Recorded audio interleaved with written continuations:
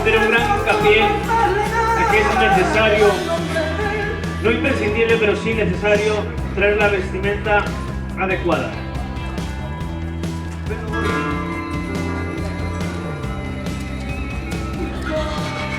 Recordamos que aunque un ejemplar tenga todas las características necesarias, vamos a proceder a dar la puntuación de flecha de la ganadería Hermanos Novo González. Fue el número 1, morfología 58,5, movimientos 13,5. Fue el número 2, morfología 59,5, movimientos 15. Haciendo un total de 73,25 puntos.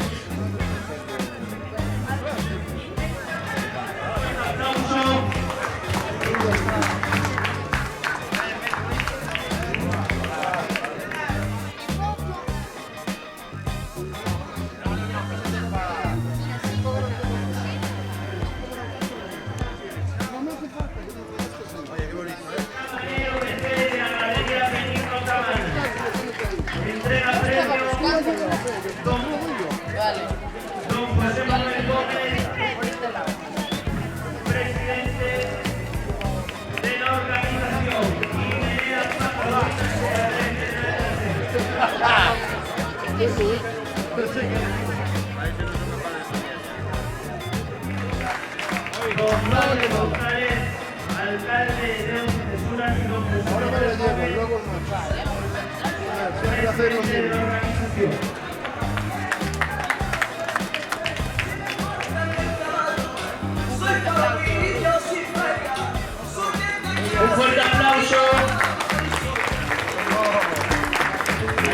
Entrega premio don Pablo González, el alcalde de Oza Cesuras.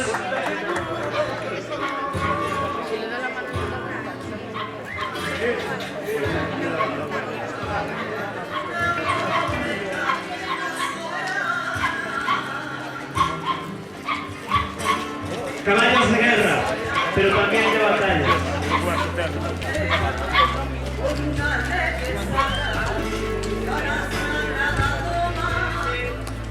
De la Asociación del Caballo Oza Cesuras, además de la veterinaria Servetec, Fábrica de Piensos, Fauna de Abegondo, Asociación Cabalar de Oza Cesuras, Agro de Oza, Montegato Centro Canino, Asociación Pura de Presentadores.